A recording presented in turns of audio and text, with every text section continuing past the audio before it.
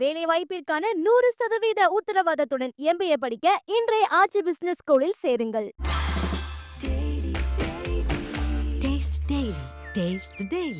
Summer holidays வந்தாச்சு, நம்ம GT ஹாலிடேஸும் வந்தாச்சு. GT holidays, South India's number 1 travel brand. IBC Tamil நேயர்களுக்கு வணக்கம். இன்றைய நேர்காணலில் நம்மோடு இணைந்திருக்கிறார் மூத்த பத்திரிகையாளர் துரைக்கருணா அவர்கள். வணக்கம் சார். வணக்கம் சகோதரா. செங்கோட்டையன் பற்றியான விஷயந்தான் அதிகமாக சோஷியல் மீடியாவில் மெயின் ஸ்ட்ரீமில் எல்லாருமே கிட்டத்தட்ட அவரை பற்றி பேசிகிட்டே இருக்காங்க. காரணம் என்ன அப்படிங்கிறதுக்கு போகிறதுக்கு முன்னாடி அடிப்படையில் செங்கோட்டையன் யார், எப்பேற்பட்டவர், நல்லவரா கெட்டவரா, உண்மையாலுமே கட்சிக்கு விசுவாசமானவரா, இல்லை உள்ளிருந்து சில வேலைகளை பார்க்கக்கூடிய நபரா? நீங்கள் ஆல்ரெடி எம்ஜிஆர் காலத்துலேருந்தே கட்சியை ரொம்ப க்ளோஸ் ஆகவும் முக்கியமான ஒரு பொறுப்புகள்லாம் கூட நீங்கள் எம்ஜிஆர் மன்ற இதிலெல்லாம் இருந்திருக்கீங்க. அவருக்கும் உங்களுக்குமான பழக்கமும் ஒரு சைடு இருந்திருக்கும். செங்கோட்டையன் முதல்ல யார், எப்பேற்பட்டவர்? 1980ஆம் ஆண்டிலிருந்தே திரு செங்கோட்டையன் எனக்கு மிக நெருக்கமான நண்பர் தான். ஒரு 44-45 ஆண்டுகளாக நான் அவரை நன்கு அறிவேன். குறிப்பாக 1980லிருந்து சட்டப்பேரவையின் செய்தியாளனாகவே பயணிக்கிறேன். எல்லா பத்திரிகைகள் இருக்கிற போதும் கோர்ட் ரிப்போர்ட்டர் தான், கோட்டை நிருபராக தான் இருந்திருக்கேன். அதனால் மிக அணுக்கமாக இருந்து நான் பார்த்தவன். 1972 அண்ணா திராவிட முன்னேற்ற கழகம் தொடங்கிய தொடக்க காலம் முதலே அவருடைய அமைப்பாளராக இருந்து செயல்பட்டவர். தலைமைக்கு நெருக்கமாக, புரட்சித் தலைவர் எம்ஜிஆர் அவர்களுக்கு நெருக்கமாக இருந்த பல முன்னணி பிரமுகர்களில் 2ஆம் கட்ட தலைவர்களில் ஒருவராகவே திரு செங்கோட்டையன் இருந்தார். அவர் தலைவர் கட்சி தொடங்குறதுக்கு முன்னாடியே அவருடைய ரசிகர் மன்றத்தில் இருந்து அந்த பகுதிகளில் பிரபலமானவராக, எம்ஜிஆரின் பிம்பம் செங்கோட்டையன்கிற மாதிரி அந்த கோபி, சத்தியமங்கலம், அந்த ஈரோடு மாவட்டத்தில் அதிமுகனா செங்கோட்டையன் தான் அப்படிங்கிற அந்த ஐடென்டிட்டிங்கிறது அப்போ இருந்தே தொடங்கிடுச்சு. 72 முதலே தொடங்கிடுச்சு. தலைமையில் நடைபெறுகிற கூட்டங்கள் கூட அவரை பயன்படுத்திக்கிறது அப்படிங்கிற மாதிரி. குறிப்பாக அவரே சொன்னது மாதிரி அந்த பொதுக்குழுவுக்கு எல்லாமே அவரை போட்டு மிகச்சிறப்பாக நடந்தார். அதிலிருந்து தலைவருக்கு ஒரு ஈடுபாடு, அவர் மீது ஒரு அபரிமிதமான பற்றுதலும் ஈடுபாடும் இருக்குது. அவருடைய நம்பிக்கைக்குரியவர்கள் வட்டாரத்தில் மிக நெருக்கமாக திரு செங்கோட்டையன் இருந்தார், நான் பார்த்தேன். 1970ஆம் ஆண்டு அவர் சட்டப்பேரவைக்கு வைக்கிறார். அப்போ அவர் கோபிச்செட்டிப்பாளையம் தொகுதி கேட்ட போது சத்தியமங்கலம் தொகுதி கொடுக்குறார். அவர் தயங்குறார். நீ கோபிச்செட்டிப்பாளையத்தில் கொடுத்தா எப்படி நீ ஓட்டு கேட்ப, ஆனால் உங்கள் பேரை சொல்லுது, அதையே அங்கே போய் சொல்லு அப்படின்னு உடனே சரின்னு சொல்லி வெற்றி பெற்று வருகிறார். தொடர்ந்து ஒரு 8-9 முறை சட்டமன்ற உறுப்பினர்.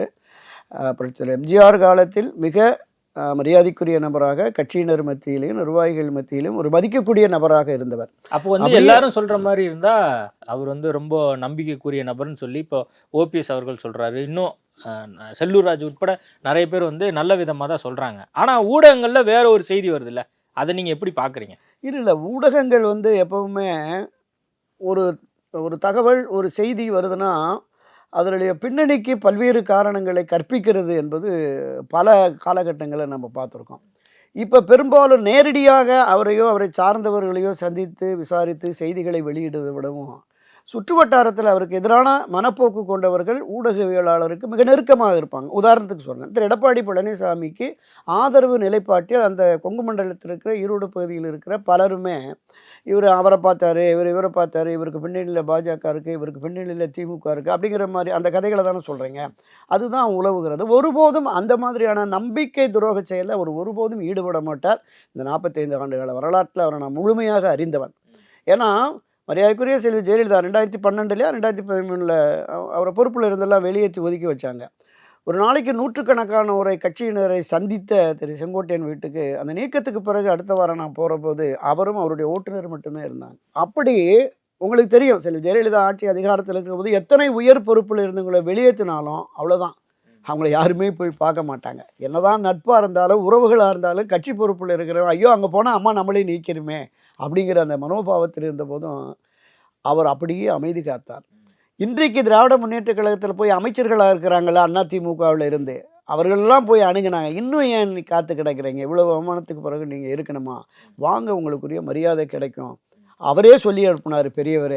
பெரியவர்னா கலைஞர் கருணாநிதியே அவரை கூப்பிட்டு வாங்கப்பா, நல்ல பதவி பொறுப்பு கொடுக்கலாம் அப்படின்னு சொல்லி வந்தபோது ஒருபோதும் புரட்சித் தலைவர் எம்ஜிஆர் என்னை அடையாளப்படுத்தினார். என்னை அரசியலிலும் பொது வாழ்விலும் வளர்த்து ஆளாக்கிய அந்த தெய்வத்திற்கு நான் துரோகம் செய்ய மாட்டேன், இறுதி வரையிலும் அதிமுக தான் என் உயிர் மூச்சு அப்படின்னு இருந்தவர் தான். இப்போது நீங்கள் எம்ஜிஆருக்கும் அதே மாதிரி அந்த செங்கோட்டையனுக்குமான அந்த கட்சி ரீதியாக அதையும் தாண்டி அவர் மீது எப்படி நம்பிக்கை வச்சிருந்தார் அப்படின்னு நீங்கள் சொல்கிறீங்க. இப்போ ஜெயலலிதாவுக்கும் அவருக்குமான ஒரு அண்டர்ஸ்டாண்டிங் புரிதல் எப்படியா இருந்துச்சு? நிச்சயமாக கட்சி 1988 புரட்சித் தலைவர் மறைவுக்கு பிறகு ஜே அணி ஜா அணி என்று வந்த பிறகு அதுலேயும் அவங்க மரியாதைக்குரிய செல்வி ஜெயலலிதா பின்னையில் ஒரு முன்னணி தொண்டராக, ஒரு அணுக்க தொண்டராக, குறிப்பாக சொல்லப்போனால் அவருடைய தளபதிகளில் ஒருவராகத்தான் திரு செங்கோட்டையன் இருந்தார். நீங்கள் முதல்ல அந்த தொடக்க காலத்தில் ஒரு மூவர் அணி தான் கட்சியினுடைய நிகழ்ச்சிகள்லாம் பார்க்கும். திரு செங்கோட்டையன், திரு அழகு திருநாவுக்கரசு, திரு ஆர்எஸ் கண்ணப்பன், இன்னைக்கு ராஜகண்ணப்பன் சொல்கிறோமே அந்த கண்ணப்பன், இந்த 3 பேர் தான் மாநாடோ கூட்டங்களோ அல்லது மாநில அளவில் மாவட்ட அளவில் கட்சியை ஒருங்கிணைப்பதற்கான நிர்வாகிகளை நியமிப்பான இந்த பணிகளெல்லாம் அவங்க தான் பார்த்து கொண்டு வந்து செல்வி ஜெயலலிதாட்ட கொடுத்து அந்த அடிப்படையில் தான் அவங்க கட்சியை வழிநடத்தி போனாங்க. எனவே அப்போதும் இருந்தார். குறிப்பாக 1988 செப்டம்பர் 15ஆம் தேதி தொடங்கி 1989 நடைபெற்ற சட்டப்பேரவை பொதுத் தேர்தல் வரையிலும் தமிழ்நாடு முழுவதும் செல்வி ஜெயலலிதா சுற்றுப்பயணம் மேற்கொண்டார். ஒரு மாவட்டத்துக்கு 4 நாள் 5 நாள் இரவு பகல் பாராமல் சுற்றுப்பயணம். சாயங்காலம் 4:30 5 மணிக்கு பயணத்தை தொடங்குவாங்க. அதிகாலையில் 5:30 மணி 6 மணி ஆகிடும். எல்லாம் பெண்கள்லாம் வாசி தெளித்து கோலம் போடுவாங்க. அப்படி இரவு முழுவதும் சுற்றுப்பயணம். அந்த சுற்றுப்பயணத்தை வடிவமைத்து வழிநடத்தியதில் திரு செங்கோட்டையன் அவர் தான் கேப்டன். அவருடைய பணி எப்படி இருந்ததுன்னா, நான் அந்த பயணம் முறை 28-30,000 கிலோமீட்டரு செல்வி ஜெயலலிதா தொடங்கிய நமது எம்ஜிஆருடைய நிருபராக அவருடைய அந்த பயணம் முழுவதுமே நான் போனேன். அப்போ பார்ப்போம், டெய்லி காலையில் 8-9 மணிக்கெல்லாம் எழுந்து குளிச்சு ரெடியாகி வந்து எந்த ஏரியா போகிறாங்கன்னு ஒரு மேப் இருக்கும். எங்கே தொடங்கி எங்கே போய் முடியுதுன்னு சொல்லியிருக்கோம். அந்த மாவட்ட செயலாளர், அந்த பகுதியில் இருக்கிற ஒன்றிய செயலாளர், நகர செயலாளர், பேரூராட்சி செயலாளர்கள் அவங்கள பூரா வரவழைச்சிருவார். வரவழைச்சு அந்த மேப்பை போட்டு எத்தனை கிலோமீட்டர் போகுது, எத்தனை பாயிண்டில் அம்மா பேசணும், எத்தனை பாயிண்டில் கொடியேற்றணும், போகிற ரூட்டில் உள்ளே போய் சின்ன கிராமங்கள்லாம் இருக்கும் 2 கிலோமீட்டர் 3 கிலோமீட்டர் இந்த நெடுஞ்சாலையிலேருந்து அது மாதிரி போய் வராமல் 2 கிலோமீட்டர் 3 கிலோமீட்டர் இருக்கிற அந்த கட்சியினரையும் தொண்டர்களையும் பொதுமக்களையும் இங்கே சாலை பகுதிக்கு கொண்டு வந்துடுங்க அப்படின்னு இன்ஸ்ட்ரக்ஷன் கொடுத்து அந்த டீட்டெயிலெல்லாம் அனுப்பிச்சிட்டு அதை முடிச்சுட்டு அந்த திட்டத்தை அப்படியே கொண்டு வந்து செல்வி ஜெயலலிதாவிடமும் அவருடைய திருமதி வி.கே. சசிகலாவோட சொல்லி, அம்மா இந்த பாயிண்ட் போகிறோமா, இவ்வளோ இடங்கள் போகிறோம் எல்லாம் சொல்லிட்டதுமே திரும்ப அவங்களோட ஒரு காரை எடுத்துகிட்டு அந்த ரூட்டுக்கு அவர் போவார்.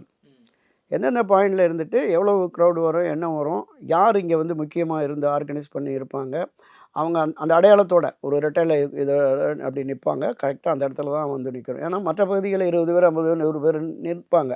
அந்த இடங்கள்லாம் நிற்க வேணால் அவங்களாம் ஆர்கனைஸ் பண்ணி இங்கே கொண்டு வந்துடுங்கன்னு அந்த ரூட் போவார். ரூட்டு போயிட்டு திரும்ப 12-1 மணிக்கு வந்து லஞ்ச் முடிச்சுட்டு ஒரு 1 ஹவர் ரெஸ்ட் எடுத்துகிட்டு 4 மணிக்கு அவருடைய அந்த அம்பாஸ்டர் 2929 ஒரு அம்பாஸ்டர் கார் அதில் ஏறி உட்காந்துருவார். இந்த அம்மாவுடைய வேன் வரும். ஒவ்வொரு பகுதிகள்லையுமே போய் ஆர்கனைஸ் பண்ணி ஓடி கொடியேற்றமா கொடியை கொண்டு வந்து வாங்கி கொடுக்கறது, அந்த மாதிரி மிகப்பெரிய அளவில் மிக தீவிரமாக களப்பணியாற்றவர்.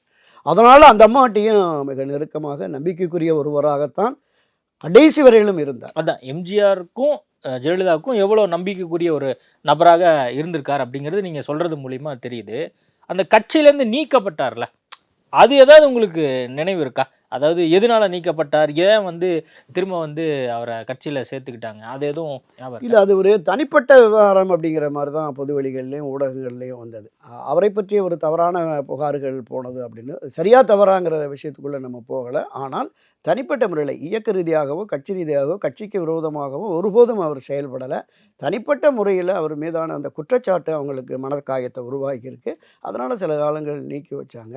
அதன் பிறகு அப்புறம் அவர் லைம்லைனில் வந்துட்டார். நான் சொன்னேன்ல, பல பேர் முயற்சித்தும் அடுத்த கட்சிக்கு கொண்டு போக முயற்சித்தும் அமைதி காக்கிறார், இருக்கிறார். கட்சிக்கும் தலைமைக்கும் இந்த விசுவாசத்திலிருந்து மாறவில்லை அப்படிங்கிற எண்ணமும் உணர்வும் செல்வி ஜெயலலிதாவுக்கு ஏற்பட்டது என்பது உண்மை நிலை. இவங்க 2 பேருக்கும் நம்பிக்கைக்குரிய ஒரு நபராக வந்து இருந்துட்டு இருக்காரு. இப்போ இருக்கக்கூடிய தலைமைக்கும் அப்படிதான் இருக்காருன்னு நீங்கள் நினைக்கிறீங்களா? எடப்பாடி பழனிசாமியை அவர் என்னவா நினைக்கிறார்? இப்போ எம்ஜிஆர் மாதிரி ஜெயலலிதா மாதிரி ஆட்களோடு ட்ராவல் பண்ணிட்டு எடப்பாடி பழனிசாமி இவரோட ஜூனியர் கம்பேரிட்டிவ்லி கட்சி ரீதியாக பார்க்கும்போது சரி, வயதிலும் கூட அப்படி தான் நினைக்கிறேன். அப்படி இருக்கும்போது அவரை இவர் எப்படி பார்க்குறாரு? உங்களுடைய புரிதல் ஒரு பத்திரிகையாளராக சொல்லுங்கள். நீங்கள் நெருங்கி இருந்தாலும் சரி, ஒரு பத்திரிகையாளராக அவருக்கும் இவருக்குமான அண்டர்ஸ்டாண்டிங் எப்படி இருக்குது? ஒரு பத்திரிகையாளனாகவும் அதிமுகவோட அணுக்கமாக இருந்து பார்த்தவன் அப்படிங்கிற முறையிலையுமே என்னுடைய வெளிப்படையான கருத்து என்னென்னா, அண்ணா திராவிட முன்னேற்ற கழகத்தை நிறுவிய நிறுவன தலைவர் புரட்சித் தலைவர் எம்ஜிஆர், அவருடைய ஆளுமை, செல்வாக்கு, மக்கள் ஆதரவு அதில் ஒரு துளி கூட திரு எடப்பாடி பழனிசாமிக்கு இல்லை. 100% நான் சொல்கிறது உண்மை.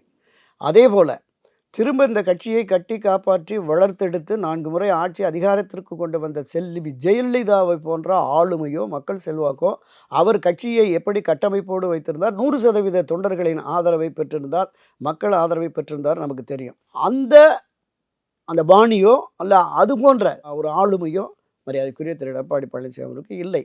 அதிர்ஷ்டவசமாக வந்தவர். சாதாரண கிளை செயலாளர் இருந்து அவர் உழைத்து கட்சிக்காக உழைத்து வந்திருப்பார். ஒன்றிய நகர மாவட்டம்னு வந்திருப்பார். நீங்கள் அவரை ஃபாலோ பண்ணி பார்த்தீங்க அப்படின்னு சொன்னாலே இந்த கை கொடுத்து தூக்கியவர்களை காலவாரி விடுவது, தனக்கு ஏறி வந்த ஏணியை எட்டி உதைப்பது, இது போன்ற போக்கு அவர்கிட்ட அதிகரிச்சிருக்குங்கிறது அண்மை காலமாக நம்ம பார்த்தாலே தெரியும். ஒரு 2 உதாரணம் சொல்லிடுறேன். அவர் செல்வி ஜெயலலிதா மறைவுக்கு பிறகு எல்லோரும் சேர்ந்து பாஜகவினுடைய பின்னணியில் மரியாதைக்குரிய ஓபிஎஸ் அவர்களை முதலமைச்சராக நியமிக்கிறாங்க. திருமதி வி.கே. சசிகலா அவர்களை பொதுச் செயலாளராக நியமிக்கிறாங்க. இவர் முதலமைச்சராக இருக்கிறார். முதலமைச்சர் பொறுப்பேற்று ஒரு மாதிரி அவருடைய செயல்பாடுகள் நல்லா இருந்தது. பல பிரச்சனைகளில் ஆந்திராவில் போய் முதலமைச்சரை சந்தித்து கிருஷ்ணாநதி நீர் கொண்டு வந்ததாகட்டும், கடலில் அந்த 100 பகுதிகளிலிருந்து நேரடியாக போய் அந்த கழிவு நீரை அந்த ஆயில் இதெல்லாம் அகற்றிய பணியாகட்டும், ஜல்லிக்கட்டு பிரச்சனையாகட்டும், பல விஷயங்களில் அவர் எல்லோரும் மதிக்கக்கூடிய அளவில் தான் இருந்தது. ஆனால் என்ன நடந்ததுன்னா, இன்றைக்கி இருக்கிற திரு எடப்பாடி உட்பட ஆர்பி உதயகுமார், செல்லூர்ராஜ் போன்ற ஒரு 10-15 அமைச்சர்கள் போய் அவர் யாரையும் மதிக்கிறதில்ல, ஓபிஎஸ் யாரையும் மதிக்கிறதில்ல, தன்னிச்சையாக செயல்படுறாரு, நாங்கள் சொல்கிறது எதையும் கேட்கல, அதனால் நீங்கள் அம்மா மாதிரியே பொதுச் செயலாளரான நீங்களே முதலமைச்சராகவும் ஆட்சியும் கட்சியும் உங்கள்கிட்ட இருந்தால் தாம்மா சரியாக வரும் அப்படிங்கிறத டெய்லி போய் புகாராக சொல்கிறாங்க. யார்கிட்ட? திருமதி வி.கே. சசிகலாட்ட சொல்கிறாங்க. அவங்க திரு ஓபிஎஸை கூப்பிட்டு, என்ன இந்த மாதிரி தொடர்ந்து புகார்கள் குற்றச்சாட்டுகள் வருகிறதே, ஏன் நீங்கள் அதை சரி பண்ண முடியல அப்படிங்கிற போது அவர் ஒரு பெரிய ஃபைல் எடுத்து போடுறார். இந்த மாதிரி பாருங்கம்மா, எல்லா துறைகள்லேயும் தலையீடுகள் இருக்குது, இந்த 40 போஸ்டிங் எனக்கு தான் போடணும்னு இவர் சொல்கிறார் உதயகுமார். எடப்பாடி இந்த மாதிரி சொல்கிறாரு, அதிகாரிகளை மாற்றுங்கிறாரு, பண்ணுங்கிறாங்க. இது கட்சிக்கு கெட்ட பேருமா, ஆட்சிக்கு கெட்ட பேருமா, அதனால் நான் பொறுமையாக இருந்து பண்ணலாம் அப்படின்னு சொன்னால் இது மாதிரி இருக்காங்க அப்படின்னு சொன்னேன். அப்போ சரி நான் பார்த்துக்கிறேன் அப்படின்னு சொல்லிட்டதுமே அவங்க போயிடுறாங்க. மீண்டும் அழுத்தங்கள் அதிகரிக்கிற பொழுது அந்த அம்மா ஒரு யோசனைக்கு வர்றாங்க. சரி நாமளே முதலமைச்சராக இருந்தால் என்ன அப்படின்ட்டு அவரை ரிசைன் பண்ண சொல்லிவிட்டு, அது உங்களுக்கு தெரியும் பின்னாடி அந்த முதல் தர்மயுத்தம் நடந்தது. தர்மயுத்தத்தை முடிவுக்கு கொண்டு அதை சேர்க்கறதுக்கு பாஜகவினுடைய எந்த அளவுக்கு அவங்களுடைய பின்னணி இருந்தது. அந்த தர்மயுத்தத்தை முடிவுக்கு அந்த 10-12 எம்எல்ஏக்கள் ஆதரவு இருந்ததால் தான் எடப்பாடி முதலமைச்சராக தொடர முடிந்தது. தெரியும்ல, டிடிவி ஒரு 18 எம்எல்ஏட போயிட்டார். இந்த 12 பேர் ஆதரவு இல்லைன்னா அந்த ஆட்சி அன்றைக்கே கலைந்திருக்கும். இவர் பெருந்தன்மையாக வந்துட்டார். அப்போ ஓபிஎஸ் இணைந்த உடனே சொல்கிறார், நீங்கள் முதலமைச்சராக இருந்து ஆட்சியை நடத்துங்க, நான் கட்சி பொதுச் செயலாளராக இருந்து கட்சியை நடத்துகிறேன் அப்படின்னு சொல்கிறார். அப்போ இல்லை அது சரியாக வராது, நம்ம 2 பேரும் இணைந்து தான் போகணும் அப்படின்னு ஒரு ஃபார்முலா ரெடி பண்ணுறாங்க. பொதுச் செயலாளர் என்கிற பொறுப்பில் நீ யாரும் வேண்டாம், நீங்கள் ஒருங்கிணைப்பாளராக இருங்க, நான் இணை ஒருங்கிணைப்பாளர் இருக்கிறேன், ஆட்சியில் நான் முதலமைச்சராக இருக்கிறேன், நீங்கள் துணை முதலமைச்சர் வாங்க, 2 பேரும் இணைந்தே ஆட்சியும் கட்சியும் நடத்துவோம் அப்படிங்கிறார். இந்த ஒப்பந்தத்துக்கு சரின்னு திரு ஓபிஎஸ் அவர்கள் சேர்ந்துட்டாங்க. இந்த முதல் தர்மயுத்தத்தில் இவருக்கு ஆதரவு நிலைப்பாட்டில் திரு ஓபிஎஸ்க்கு பின்னாடி இருந்தாங்கல்ல எம்பி, எம்எல்ஏ, மாவட்ட செயலாளர், அவங்களுக்கு எனக்கு ஒரு பிரதிநிதித்துவம் வேணும், கட்சியில் முக்கியத்துவம் வேணும்னு கொண்டு சேர்க்க அவர் தவறிவிட்டார். அதனுடைய விளைவு தான் அவருக்கு ஒரு மிகப்பெரிய சரிவு. அதான் இப்போது எடப்பாடியினுடைய அந்த குணாதிசயங்கள் எப்படி இருக்குன்னு நீங்கள் ரொம்ப தெளிவாக சொல்கிறீங்க. கொஞ்சம் பார்க்குறவங்களுக்கு கண்டிப்பாக புரிஞ்சிருக்கும். நான் என்ன கேட்டேன், செங்கோட்டையன் இந்த மாதிரி விஷயத்தெல்லாம் அவர் அமைதி காத்திருக்காரு. என்ன காரணம்? இப்போ ஓபிஎஸ் என்ன சொல்கிறாரு, இன்றைய நிலையில் நானும் எல்லாரும் ஒற்றுமையாக இருக்கணும் தாங்க சொல்கிறேன் அப்படிங்கிறாரு. செங்கோட்டையனும் அதிமுக ஆட்சி வரணும், எல்லாரும் ஒன்றிணையணும் அப்படிங்கிற, ஒன்றிணைஞ்சு பயணிக்கணும் அப்படிங்கிறதான் செங்கோட்டையனுடைய ஒரு வாதமாக இருக்குது. அப்போது இந்த மாதிரி தருணங்களில் செங்கோட்டையன் அமைதி காத்திருக்காரு. அப்போது என்ன பிரச்சனை அவருக்கு? அடிப்படையில் இப்போ ஓபிஎஸ் மாதிரி சைலண்ட்டாகவே இருந்து அவர் அந்த அந்த அந்த அந்த மாதிரி முக்கியமான நேரங்களில் அவர் முடிவெடுக்காமல் இருந்திருக்காரு. என்ன காரணம்? இல்லை, நீங்கள் தொடக்கத்தில் ஒரு கேள்வி கேட்டீங்களே, புரட்சித் தலைவர் எம்ஜிஆர், செல்வி ஜெயலலிதா அவங்க இருவரிடம் எந்த அளவுக்கு நம்பிக்கையோடும் விசுவாசத்தோடும் இருந்தவரோ அந்த அளவுக்கு ஏன் இவர்கிட்ட இல்லைங்கிறதுக்கு தான் இந்த காரணங்களை நான் சொன்னேன். அந்த ஆளுமைகள் போல இவருடைய அணுகுமுறைகளும் நடைமுறைகளும் இல்லை. இருந்தாலும் கட்சியினுடைய முதன்மை பொறுப்பில் தலைமை பொறுப்பில் இருக்கிறார், அதனால் நம்ம போவோம். இதற்கு மீண்டும் மறுபடியும் இவருக்கு எதிரான நிலைப்பாட்டை எடுத்து இன்னொரு பிரிவு பிளவுன்னு போகிறதுங்கிறது கட்சி வளர்ச்சிக்கு சரியானதில்லை. என்றைக்குமே ஆஸ் எ சீனியராக செங்கோட்டையன் அவர்கள் இந்த மாதிரியான தருணங்களில் அவர் கொஞ்சம் என்னப்பா இது மாதிரி எம்ஜிஆர் கூடலாம் நான் பண்ணியிருக்கேன், நீ சொல்கிறத கேளு, இதை சரிப்பட்டு வராது அப்படின்னு சொல்லி ஓபிஎஸ்க்கோ அல்லது எடப்பாடி பழனிசாமிக்கோ ஒரு வார்த்தை கூட அவர் சொல்லியிருந்திருக்கலாம்ல. அவர் அப்பயுமே வந்து என்ன நடக்குது அப்படியே நான் அப்சர்வ் பண்றேன், கட்சி நல்லா இருக்கணும் அப்படின்ட்டே இருந்துட்டாரா? அதுதான் வந்து இவ்வளோ பிரிவுக்கும் காரணமா மாறிடுச்சா? செங்கோட்டையன் கூட இந்த பிரிவுக்கு காரணமா இருக்காரான்னு நான் கேட்குறேன். இல்லை இல்லை, இதில் சில கூடுதல் தகவல்கள் சொல்கிறேன். நான் சொன்னேன்ல, ஒருங்கிணைப்பாளர், இணை ஒருங்கிணைப்பாளர், முதலமைச்சர், துணை முதலமைச்சர். அப்போ ஒன்றுபட்டு போகணும்னு. முதலமைச்சர், இவர் துணை முதலமைச்சர். ஆனால் ஒரு 52 துறைகள் இருக்குது. அந்த துறைகள் தொடர்பான ஆய்வுக் கூட்டம் செல்வி ஜெயலலிதா நடத்துகிற பொழுது, அங்கே மூத்த அமைச்சர், நிதியமைச்சருங்கிற முறையில் ஓபிஎஸ் இருப்பார். அந்த ஆய்வுக் கூட்டங்கள் அத்தனை துறை தொடர்பான ஆய்வுக் கூட்டங்கள். வெளிமாநிலம், வெளி மாநிலம், வெளிநாடுகள் பிரதிநிதிகள் வந்தாங்கன்னா அவரை அழைச்சி பக்கத்தில் உட்கார வச்சுக்குவாங்க செல்வி ஜெயலலிதா. ஆனால் திரு எடப்பாடி பழனிசாமி முதலமைச்சராகி துணை முதலமைச்சர் என்கிற பொறுப்பையும் கொடுத்துட்டு, அவருடைய அந்த வீட்டு வசதி சிஎம்டிஏ துறை தவிர எந்த ஆய்வுக் கூட்டத்துக்கும் அவர் பக்கத்து ரூமில் தான் இருப்பார். அவர் இடதுபுறம் கதவை திறந்தா உள்ளே வந்துடலாம், அழைக்கவே இல்லை. அப்போ அந்த முதன்மை காலகட்டம் அவர் இணைந்த உடனே திரு ஓபிஎஸ் ஆதரவு நிலைப்பாட்டில் இருந்தவர்களை பூரா தன்வசப்படுத்தினார். திரு எடப்பாடி பழனிசாமி தனக்குள்ள அந்த ஆட்சி அதிகாரத்தை பயன்படுத்தி அந்த நிலையை எடுத்தார். பல விஷயங்களில் நீங்கள் இன்னும் வெளிப்படையாக சொன்னால், திரு ஓபிஎஸ் அவர்கள் தனக்கு வேண்டிய ஒருத்தரை செயலரை கூட போட முடியல. பல ஃபைல்கள், சிஎம்டிஏ ஃபைல், ஹவுசிங் ஃபைல்கள்லாம் தாமதமாகி அவர் இடையூறு பண்ணிக்கிட்டே இருந்தார். ஆனாலும் ஒரு பொறுமை காத்தார். பொறுமைன்னு போவோம். கட்சி ரீதியாக வாங்க, யார் நம்பர் 1? முதன்மை ஒருங்கிணைப்பாளர். இவர் இணை ஒருங்கிணைப்பாளர் தான். ஆனால் இவரும் இவரை சார்ந்த ஒரு 4-5 பேரையும் வச்சுக்கிட்டு இவங்க முடிவெடுத்துட்டு இவர் கையெழுத்து போட்டு அதை எடுத்துகிட்டு போய் ஓபிஎஸ் முடிவெடுத்துருங்க, கையெழுத்து போடுங்க. என்னப்பா ஒன்றுமே இதை பற்றி சொல்லலையே. இல்லை நானே உங்கள்கிட்ட அன்றைக்கி பேசினார் அப்படின்னு சொல்லிட்டு இப்படி ஒவ்வொரு முறையும் அழுத்தம் கொடுத்து கையெழுத்து வாங்கிட்டு வர்றாங்க. இப்போ இந்த செயல்பாடு என்பது தன்னை முன்னிலைப்படுத்த வேண்டும், ஆட்சியும் கட்சியும் தன்வசம் அப்படிங்கிற அந்த நிலைப்பாடு என்பதை தொடக்கத்திலே வந்துருச்சு அவருக்கு. அப்போ இதே சசிகலா எப்போ வந்து இவர் தேர்ந்தெடுத்திருக்காங்களோ அப்பயே அவர் முடிவு பண்ணிட்டார், நான் தான் இதை நம்ம விடவே கூடாது அப்படின்னு சொல்லி. அப்போ கட்சி ரீதியாகவும் எல்லா முடிவுகளையும் இவர் எடுத்து அழுத்தம் கொடுக்குறாரு, ஆட்சியிலையும் புறக்கணிக்கிறாரு. கட்சி ரீதியாக தன்னுடைய சொந்த தம்பியை வெளியேற்றதுக்கு போய் கையெழுத்து வாங்குறாங்க. கட்சியினுடைய மூத்த முன்னோடி தலைவர் காலத்திலிருந்து இருந்த அன்வர் ராஜாவை கொண்டு போய் நீக்கிட்டோம், கையெழுத்து போடுங்கிறாங்க. அவர் கூடவே பயணித்த செய்தி தொடர்பாளர் புகழேந்திய அவர் கூட தான் வர்றாரு, கையெழுத்து போட்டோம்ப்பா பார்ப்போம் என்ன நடக்குது அப்படின்னு சொல்லி. அப்போ இந்த அளவுக்கு ஒரு மூத்த தலைவர், 3 முறை முதலமைச்சர் பொறுப்பில் இருந்தவர், 10 ஆண்டுகளுக்கு மேலே ஃபைனான்ஸ் மினிஸ்டராக இருந்து பட்ஜெட் தாக்கல் பண்ணவர், 12 ஆண்டுகளுக்கு மேலே அண்ணா திராவிட முன்னேற்ற கழகத்தின் பொருளாளர் என்ற பொறுப்பில் ஒரு 10-16 ஆண்டுகள் 18 ஆண்டுகள் செல்வி ஜெயலலிதாவோடு நெருக்கமாக இருந்தவர், நம்பிக்கைக்குரிய விசுவாசமாக இருந்தவர். அவருக்கே இந்த நிலை என்றால் திரு செங்கோட்டையன் இந்த ஆலோசனைகள் போய் என்ன அப்போவே தூக்கி போட்டிருப்பார். எதையுமே உணர்ந்து யோசித்து கட்சி நலன் முக்கியம் அப்படிங்கிற மாதிரியான பார்வை திரு எடப்பாடி பழனிசாமிகிட்ட இல்லை. பொறுமை காப்போம், காலம் வரும்னு பொறுமையாகவே இருந்தார். எங்கே பொறுமை இழக்கிறாங்கன்னா 2024 நாடாளுமன்ற பொதுத் தேர்தலில் ஒரு மிகப்பெரிய தோல்வி, சரிவு, பின்னடைவு அதிமுகவுக்கு. அப்போ இனியும் பொறுத்திருக்க முடியாது, நம்ம கட்சியை ஒன்றுபடுத்தி வலிமைப்படுத்தி, புரட்சித் தலைவர் காலத்தில் செல்வி ஜெயலலிதா காலத்தில் இருந்தபோது ஒரு வலிமைமிக்க ஒன்றுபட்ட அதிமுகவை உருவாக்கினால் மட்டுமே தேர்தல் களத்தில் திமுகவை வீழ்த்த முடியும் என்கிற எண்ணமும் உணர்வும் வருகிறது. அப்போ இது தொடர்பாக பொதுச்செயலாளரை சந்தித்து ஆலோசனை நடத்துவோம் அப்படின்னு ஒரு முடிவு எடுக்கிறாங்க. யார் முடிவு எடுக்கிறது? திரு தங்கமணி, திரு வேலுமணி, திரு சிவி சண்முகம் 3 பேரும் அமர்ந்து பேசி, மோசமாக போயிட்டுருக்கு, தென் மாவட்டங்களில் பெரிய இழப்பு, 15 தொகுதியில் 3வது இடம் போயிட்டோம், ஒரு 7-8 தொகுதியில் டெபாசிட் போயிடுச்சு, இனி இப்படியே விட்டோம்னா கட்சி ரொம்ப மோசமாக போயிடும், தொண்டர்களும் நிர்வாகிகளுமே களப்பணி ஆற்றலை, சோர்ந்து போயிருக்கான், மக்களும் அதிமுகவுக்கு இனி எதிர்காலம் இல்லையோ அப்படிங்கிற மாதிரி இருந்துச்சு, ஊடகங்களும் அந்த பிம்பத்தை கட்டமைச்சிருச்சு, இதை உடைச்சி நாம் ஒன்றுபடுத்தணும் அப்படின்னு முடிவெடுக்கிறாங்க. அப்போ திரு தங்கமணி சொல்கிறார், எப்பா இவரை ஒற்றை தலைமைன்னு கொண்டு போய் அவரை பொதுச்செயலாக்கிறதுக்கு எல்லாமே நாம் தான் உடன் இருந்து பண்ணணும், வலதுகரமாக இடதுகரமாக இருந்து, நாமளே போனால் அவர் ஒரு மாதிரி இரிட்டேட் ஆயிடுவார், சீனியர் ஒரு 3 பேரை கூப்பிடுவோம் அப்படின்னு. சரி கூப்பிடுங்கன்னு உடனே தங்கமணி ஃபோன் பண்ணி சொல்கிறார். யாருக்கு? திரு செங்கோட்டையன், திரு நத்தம் விஸ்வநாதன், தருமபுரி திரு கேபி அன்பழகன், இந்த 3 பேருக்கும் தொலைபேசியில் சொல்லி இது மாதிரி நம்ம போய் பொதுச்செயலாளர் சந்தித்து கட்சி நிலைமை, தேர்தல் நிலைமைகளுக்கு பற்றி நம்ம ஆலோசனை செய்வோம் அப்படின்னு. அவங்க 6 பேருமே போகிறாங்க. கடந்த ஆண்டு ஜூலை மாதம் 7ஆம் தேதி 8ஆம் தேதி நினைக்கிறேன், 6 பேரும் சந்தித்து 2.5 மணி நேரம் பேசியிருக்காங்க. அவர்கள் அந்த சந்தித்த 6 பேரில் 3 பேரை நான் நேரடியாக சந்தித்தேன். அவங்க வீட்டுக்கே போய் நான் சந்தித்து பேசியிருக்கிறேன். அங்கே நடைபெற்ற எல்லா விவாதங்களையும், அந்த 2.5 மணி நேர விவாதங்களையும் ஏறத்தாழ ஒரு 90% நானும் அதை உள்வாங்கி அப்போ பேசுகிற போது சொல்கிறாங்க, நிலைமை மோசமாக இருக்குது, நம்ம தொடர்ந்து இந்த சரி ஒரு வலுவான கூட்டணி உருவாகும் 2024 4 நாடாளுமன்ற பொதுத் தேர்தலில் ஒரு வலுவான கூட்டணியை ஏற்படுத்துவோம், ஒரு நல்ல வெற்றியை பெறுவோம் அப்படின்னு சொல்லி நம்ம பண்ணினோம். வரலை, கூட்டணியும் வலுவாக இல்லை. இப்போ மக்கள் மத்தியிலுமே ஒரு பெரிய அதிருப்தி ஆகிப்போச்சு. அது நாடாளுமன்ற தேர்தல், சட்டமன்றத்தில் நாம் வந்து முழுமையாக வெற்றி பெற்றுருவோம் அப்படிங்கிற நம்பிக்கை நீங்கள் கொடுத்தீங்க. அந்த நம்பிக்கை கூட தொண்டர்களுக்கு இல்லை.